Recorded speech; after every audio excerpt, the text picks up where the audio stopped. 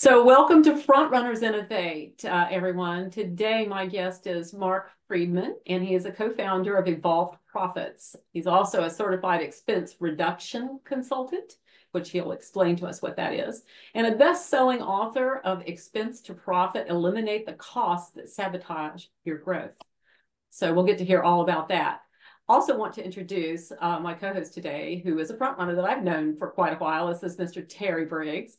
And Terry is the CEO and chairman of On The Verge Foundation, which packs in a lot of support needs for a startup, especially the funding part of the journey, and focuses on those founders who maybe are most challenged with acquiring the critical resources that they need to get moving along.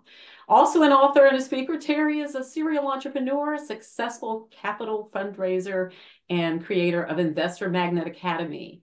And for both of these gentlemen, there is a lot more to learn and to know and to grow from. We're going to say that. I am your host, Mary Keurig, global business developer and CEO of Frontrunners Development. We are a global gateway to business connections that make a difference. And I want to get you connected to these two who make a difference right now. So I want to start. Terry, you still with us? I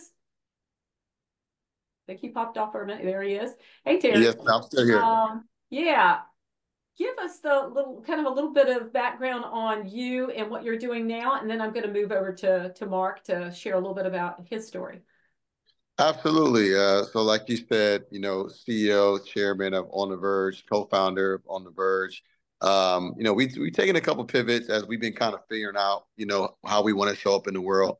I like to tell people we're close to what the Milken Institute has done, where they're solving problems through the lens of entrepreneurship, innovation, financial literacy, mental health, where we kind of travel and connect with people in certain select markets, get with the mayors, business leaders, government leaders, and come up with solutions for the businesses there, small businesses, to get access to capital, increase their network, coaching, mentorship. So that's kind of what we do, but we do have different programs like an incubator program. We're partnering with United Negro College Fund, UNCF, as well, who's trying to get more minority groups involved in STEM education and stuff. So we've had a great time in San Francisco. But I kind of look at us as a think tank slash venture studio, where we also create concepts for where we create businesses for entrepreneurs while they kind of learn and figure out what they want to do. So we're able to create these companies and put aspiring entrepreneurs in business again while they're trying to figure it out. So that's On The Verge Foundation. And then Investor Magnet Academy is a program we're launching where we teach aspiring entrepreneurs how to attract investors, capital, and how to build or acquire businesses, and then how to potentially sell it for 3 to 5 times the revenue. So we're launching that program actually first week in April. Fantastic. So it's right around the corner. Yes, Right ma'am. there. First webinars this week. Yes, ma'am. All We're right. busy. Excellent. Excellent. Well, you have some synergies with our guest here today. So, Marc, I'm just so impressed, and I've shared with Terry before your model of how you do things, because it's very much centered and focused around impact. I believe anyway. But I love the fact that what you're really kind of putting your energies toward is finding the waste and turning the waste into a profit. Center. So share with us your journey into where you came from to get to the place that you are now. There's a why there, and I want to know what it is. So Sure, share that with us. absolutely.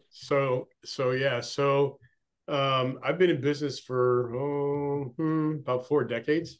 May not show it, but I've got some history behind me. When if you think back early on, what did you do for businesses? You went in, you did analysis, you looked how they were spending money, and looked how they were trying to create revenue, and you created a business plan. Wow, what a novel concept! You left, you ended up being a consultant for a little while, and then they put it into a file cabinet. We used to have those kinds of things, and then they probably never pulled it out again, except for when they went to, clean out their file. Hey, look what we found. Did we achieve any of this stuff? It's kind of funny, right? So I did that for quite a bit. I was, basically, trying to help businesses just be better, but more on the expense side of the equation than the revenue side. That was never my expertise. but I had, some really close friends who are really good at doing that. And in 2011, one of my friends said to me, he says, why don't you just forget about the revenue piece and just concentrate on expenses? You ought to talk to this guy. His name's Phil Gross. Phil does expense reduction, and that's all he does. Okay, novel concept. 2 weeks later, I'm at an event and somebody's saying, hey, what's going on? Hey, I'm thinking about doing this, changing my business model. Instead of being a consultant and having clients pay me up front, maybe do something on a success-based model. He says, oh, the guy over there, that's Phil Gross. Go talk to him. He does that. Okay. Of course, by the time I looked for Phil, Phil was gone. Now I'm on the Eastern Shore of Maryland, Delaware. We're at Bethany Beach, away on vacation. And we run into our next door neighbor's brother, who was also a client of my wife's. And we start talking about different things. Well, guess whose neighbor he was? Phil Gross.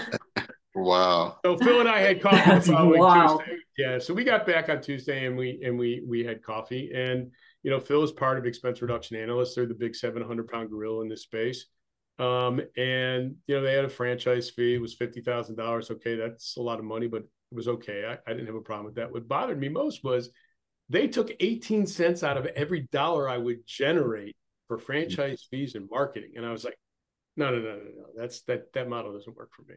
So I said, Phil, hey, look, I'm going to try this on my own. I got a lot of relationships from people that I've dealt with over, the last basically 30 years. If I can't do it, I'm coming back. I'll buy a franchise. We'll be partners, this, that, and the other. He said, sure, no problem. I said, oh, by the way, if I have a couple of categories that I need help with, do you think you guys could help? Sure, absolutely. Anyhow, frenemies, right? We're all frenemies. We're all trying to help each other. We're all trying to help each other be better, right? So in 2012, I flipped my model. I stopped being a upfront consultant and I started a success-based expense reduction business. In 2020, one of my very good friends, who's my partner in Evolve Profits, said to me, and as he said to me multiple times over the years, hey, let's do a business in the box. Nah, it's not really a business in the box. It's a consulting business, is the way we do things. But he's all about impact. He was all about involved enterprises. And how do you give back and how are you socially conscious and this, that, and the other. And I said, okay. It's funny because in this event we were at in January 2020, he's walking to me, I'm walking to him. And he says to me, are you ready yet? And I said, just about to ask you if you're ready. So we knew that it was time to do something. Little we know there was going to be a pandemic, but we brought a third partner in who's a marketing guy. And the three of us together launched Evolve Profits. And so from Evolve Profits, we have been able to create some amazing impact. We've done a lot of work for our clients. We have recovered over $100 million for them. Wow. In the last 3 years. And we've been able to give back $1 million to charitable causes. Because our model is 5% of the fees our clients pay us, we will have them tell us where to send that money to. So we make the donation, they direct the dollars. And if they don't want to direct the dollars, then of course we'll send it to something that we support. And we've got a whole slew of different organizations that we support. So that's my story. I'm sticking to it. And we just have fun helping businesses, be better.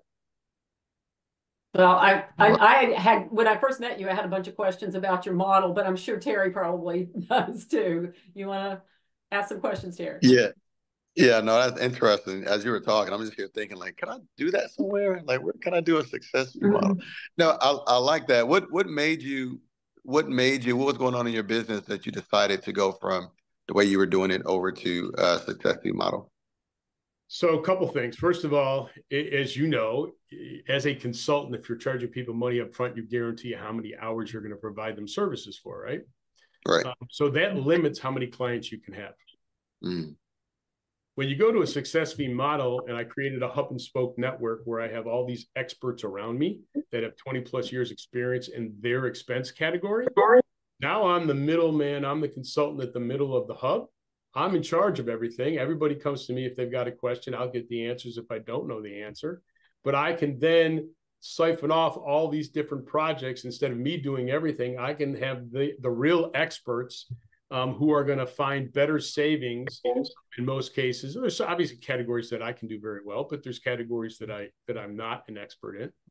And so I would then partner with them and we share fees. So that's what made me change the model. Plus, there's no risk to the business.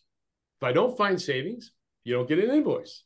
If I do find savings, we share in the savings. And then we also, as I already mentioned, we give back. That's part of how we're creating impact in the world. So yeah. I love it. I love it. I love how you added the where they can direct dollars into the nonprofit space. What platform are you using to do that, especially for some of the companies who are thinking about doing that?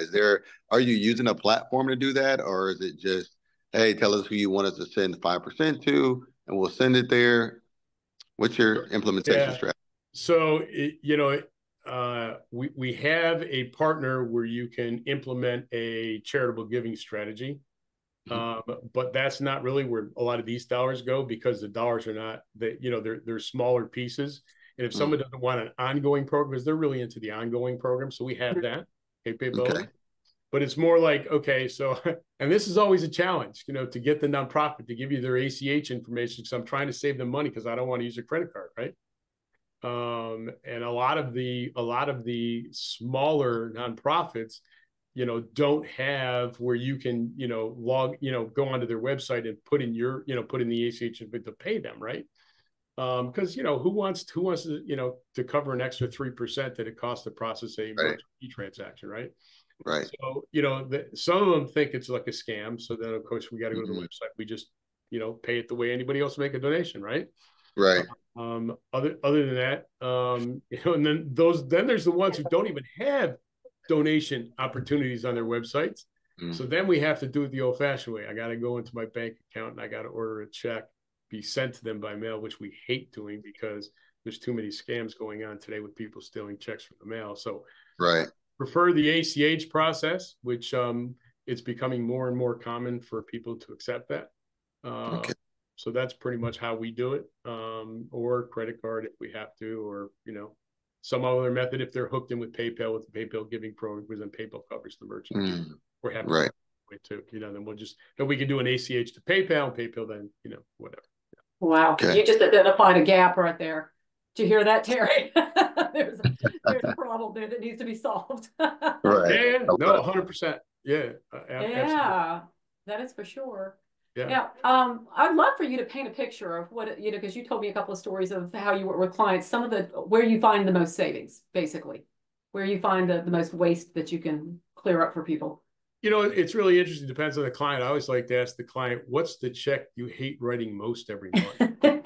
It's usually a good place to start looking, right? Yeah. But we've got some really pretty interesting programs. I had one client who was a subcontractor at Boeing, and they called up and they said, and we've always said, hey, no business is safe, no expense category is safe from us. We can find savings anywhere for anybody, right?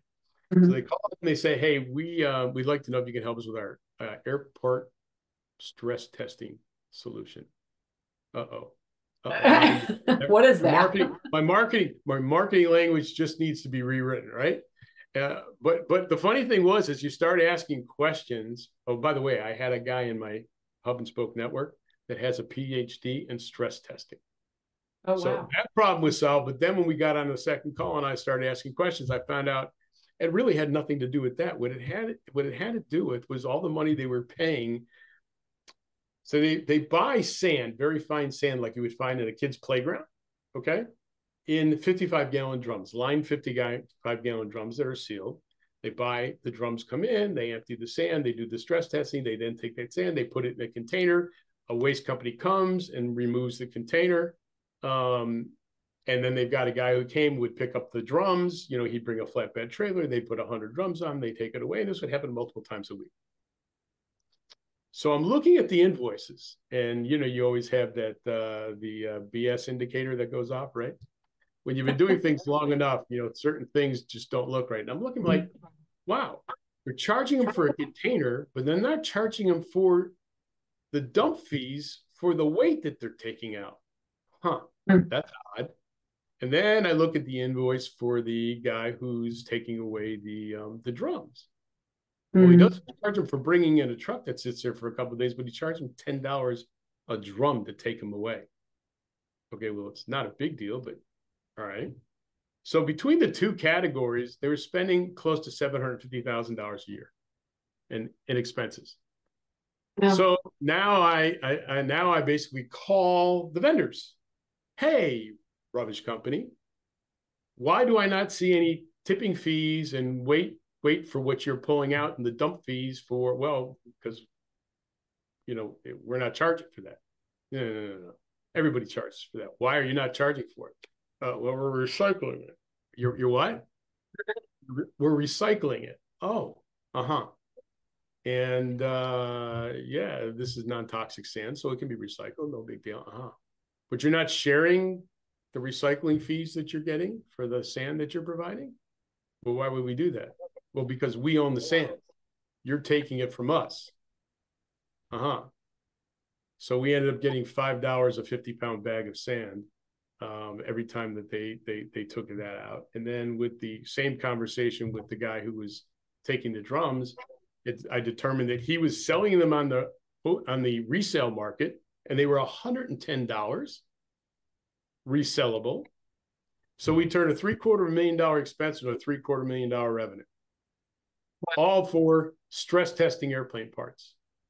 There you have it. So that's one of my most fun stories that we have. And that's pretty good. Yeah. It's asking the right questions, right? And it's looking at an invoice and seeing, hey, wait a minute, this is not right. This is not right. I mean, something's not okay. Then you just got to ask the question. So that's how we have fun. I love having projects where a client says, oh yeah, there's nothing you can do for me. We had a company out in the West that works in Arizona, California, New Mexico, and they lay infrastructure pipe for municipalities and states. And we're talking about their mobile devices, their wireless bills. He said, oh yeah, no, my CFO, he's taking care of that. My CIO, they're taking care of that. They beat them up every 6 months. When was the last time? Last month. Okay, send me the invoices. He sent me the invoices. We found them 22% saving. Never changed any of their providers, and they were using 3. Now 3 are 2 because there was a merger between 2 of them. We saved them over 20% just by having access to programs that most business people can't get access to, and your business guy at the provider, the vendor, has no idea these programs exist. As a matter of fact, I said to him, the first thing he's going to tell you is what he's offering you does not exist. He'll say those 5 words, does not exist. He said, how did you know? Call me back like 20 minutes later. I said, well, I've done this once or twice before. So, it's kind of interesting how, it's like anything else. Look, we've done over 25,000 projects. We've saved over $1 billion as a team for businesses. We have a lot of data. We have a lot of information you can't buy. And we have a lot of access to programs that you don't get. And that's what we do. That's how we have fun. That's how we are successful for our clients. Wow. And you work with NGOs as well as corporations, don't you?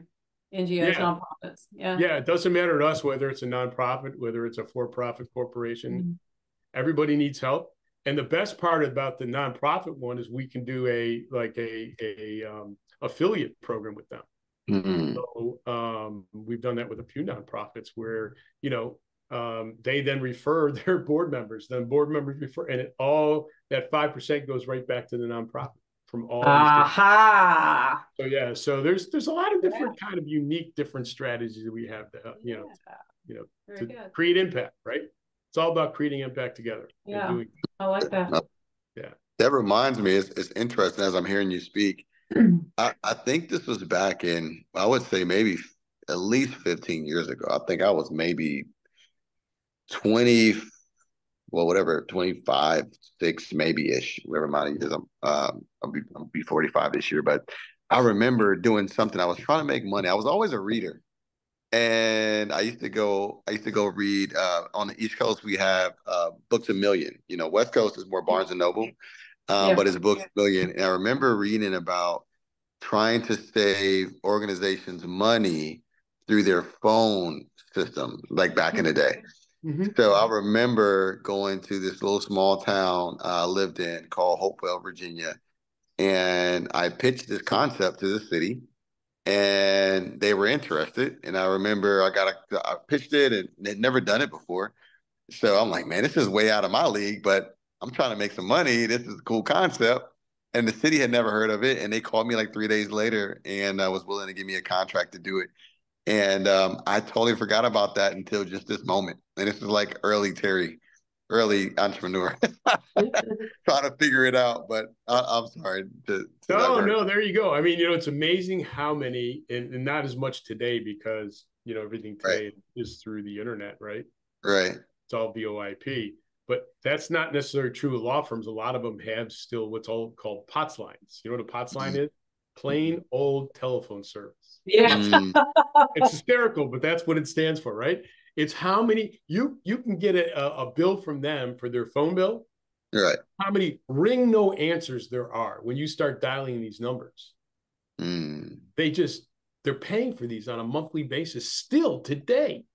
When they've disconnected their fax machines and it's all over VoIP, but nobody bothered to cancel the phone line. Right. It's crazy, but whatever. I mean, it's kind of funny, but yeah. That's fascinating.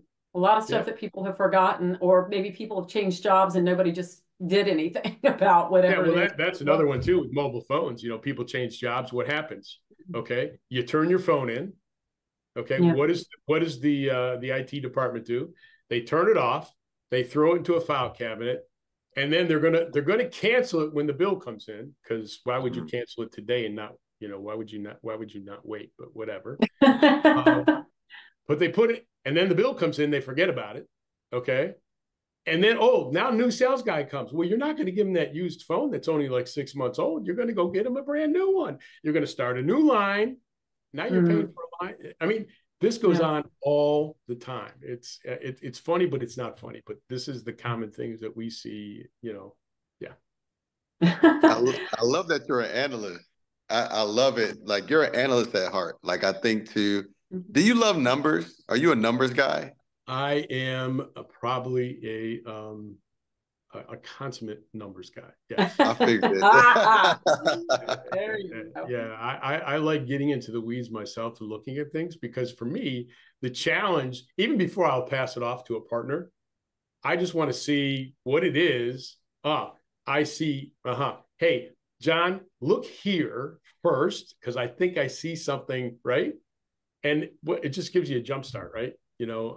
Instead of having to, but today with AI, it's just getting so much easier. I mean, the other day I was doing an analysis. There were 1,000 lines of a product invoices for a client. Okay. All different products, 1,000 different products, but it didn't have the cost per item. It had how many were in a case, how many boxes were, in a case, how many were in a box, and what the cost of the case was. Okay. So I said, using Copilot in Excel, hey, take column L, take column M, and by insert into a new column Q, cost per unit. Okay. I gave it the command. 1 minute later, done. That used to take me 20, 30 minutes.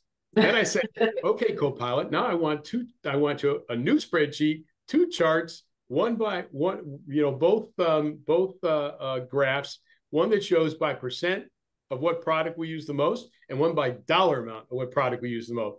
Boom, boom. 2 minutes later, whole analysis was done. And I was like, wow, let me just sit back and chill. Yeah. Carrie, I know you love things like that. Yeah, that used to take me hours to do.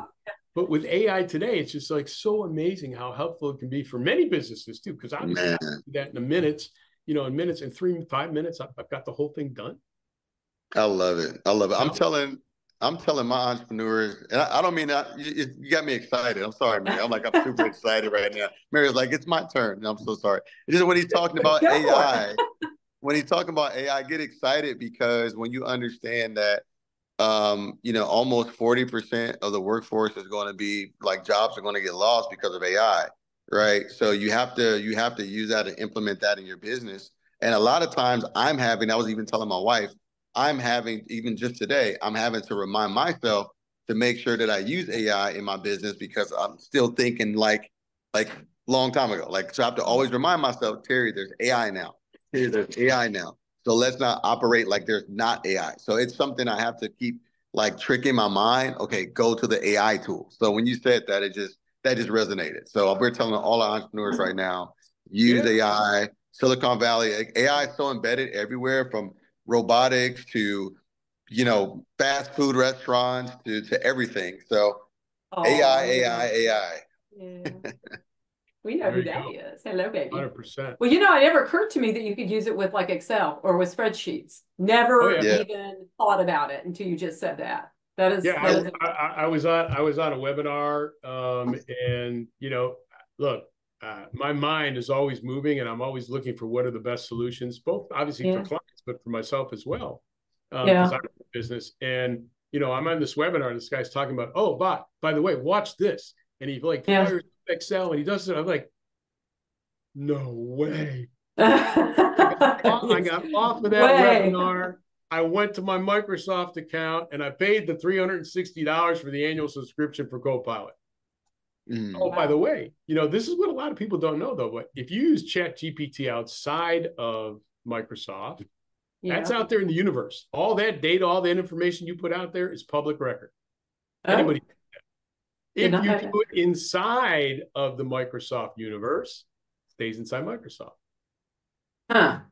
Plus, there's other services you can do as well that you can basically firewall off what you're doing versus having it shared. And I own that. Got to go into the settings. You got to look at the settings because I'm gonna have to do that. Everybody's trying to learn. Everybody's trying to learn from everybody else. But wow, this sounds like a class that Terry needs to have for his entrepreneurs. I don't beginning even to sound like that. I pay for ChatGPT every month. I don't even use it anymore because I don't want my stuff out there. I mean, if it's something simple, I've used it like last week. To do some research. Yeah, for sure. I mean, so wow, that is amazing. It's fun, and every day is a learning experience. I'm 65 years old, and every day I learn something new, so it doesn't stop. That's crazy. That is crazy. Yeah. Well, while Terry is tending to baby for a second, I'm going to ask you the last question I usually always ask, but where are you going with this? Where you think you're headed with this? Because I feel like you've got a direction. Although you cover kind of a lot of the bases, the nonprofits and the corporates and all that. I did ask you, I think, about how global could you be, but in the last conversation we had. But where do you think you're headed, and who do you think you need to meet to get there? I mean, what types of people do you want to meet? Yeah, so that's interesting. For me, meeting people that own businesses, and I don't care what the title is, owner, CEO, president, chairman of the board, whatever you want to call yourself, doesn't matter. Yeah. Because we can help pretty much everybody, but it's got to start at the top of the food chain for us. Because think about it this way: if you get a controller or a CFO, he's going to find something, and I'm going to get fired. No, we don't get people fired unless you're stealing. That's happened once or twice. Yeah. Over the years, but so that's the kind of people that we like to meet. Business owners, because we know we can create impact. We know we can help them be better. We know that help them. Here's the key. What we do is what's called revenue reclamation. We don't call it expense reduction anymore. Why? Because people don't think they're overspending on expenses. We know they are. It's enlightening for them when they find out they are. The reason why we call it revenue reclamation is we want to put the expense money you were spending back into your business. So you've now got revenue to help grow your business. That's my goal. Put that revenue back in the business to help grow your business, or maybe pay salaries of people you haven't been able to pay. Maybe you're losing to competition. You're losing some quality people, but now you have the ability to be able to give them what you promised them you would give them, but haven't been able to deliver. So when we do things like that to me is really exciting. As far as where we're going, our goal when we started this business was to find another $1 billion in savings, and create $100 million in impact. That's our big ambitious goal, right? But we also built this business to sell it. And at some point, I mean, I'm not a young guy, but I don't plan on stop working. As long as this thing works, I'm working. Okay. As long as I can think and I can do what I love doing. I'm not stop working. I may work a little bit less, but I'm not going to stop working. But yeah, I mean, my son joined the business 3 years ago, and in last October we made him COO. So because I've got two businesses, this may end up being his, so there could be a succession plan there. And I'll just become a advisor instead of the guy doing all the a lot of the deep dark thinking. But yeah, when we created Evolved Profits, we created it to be able to sell it to somebody who then can take it to a higher level of what we've taken to, you know, obviously some kind of another business for what we do. I mean, we do a lot of work with PE firms and M&A firms. Why? Because we look at, okay, if we buy this business, where can we save without, you know, cutting staff? Because that's what we don't do anything with belly buttons. We do everything around the belly button, right? Yeah. Just leave the belly buttons alone. Because in most cases they're pretty well staffed. They know what they need. There's very few companies today that are overstaffed. I mean, there's a few obviously, and you've seen some right sizing go on in the last year. But you know, that's what we're trying to do. We're trying to help. You know, we help them. You know, where can we make this business better to help our returns, enhance our returns. So we look at before. Sometimes we'll get involved with businesses 3 years before they want to sell, because for every dollar we save for them, it could be 3 or 8 times each dollar that on the outside when they sell their business. And for the PEs and the M&A firms, we help them from a strategic standpoint, you know, the before the purchase and then after implementing the strategy that we, you know, saw in advance. So yeah, that's how we have fun. Terry, you want to have a final comment or a question? Oh no, man, that's good. I mean, I'm just thinking it's interesting because something he just said about when you're, you know, selling a company or buying a company, because it's one of the things we're going to be teaching in our kind of group, you know, as far as acquiring companies. And one of the things he said was, and we may have to even add that to the thought process of, like you said, where can we save it, you know, so to be able to, you know, have even I would say affiliate partner like yourself, as we're teaching entrepreneurs how to acquire these companies, to say, hey, you know, maybe you should go talk to one of our partners here who can help you save money in that business. So that's another conversation. So you'll definitely hear from me. So I'm even thinking about it's a addiction treatment facility. I'm sorry, my baby's crying in the background. No. But there's an addiction treatment facility that me and the group we're looking to acquire. And, you know, we've been spending time with him. I'm sorry, now 2 babies are crying. Well, you know, but that's what happens. Right? It's like, yeah, it's interesting. But anyway, I'm going to have Mary connect us because I think it might have some synergy somewhere with some of the clients we're going to be kind of working with and training a little bit on acquiring companies. So yeah, that's all. My brain was thinking there. Yeah, that was good. Glad I could spark something. Yeah, definitely. Well, it's not hard with Terry. It's always going. It's always going. I have to slow it down. So much to do. Well, I'm gonna get ready to say goodbye to everybody else, but I want you to stay on for just one more minute afterwards, because there's one synergy. I want to make sure you guys make that connection before you leave here today. So hang on for a minute. I'm going to say goodbye to everybody else. If you're watching this on YouTube or one of the bunches of other podcast places that you can find us, you can also go to frontrunnersinnovate.com and you'll get this, and maybe we'll have some bio and some LinkedIn profile connections and whatnot so that you can reach out to these folks and connect up. And until next time, happy front running. Bye guys.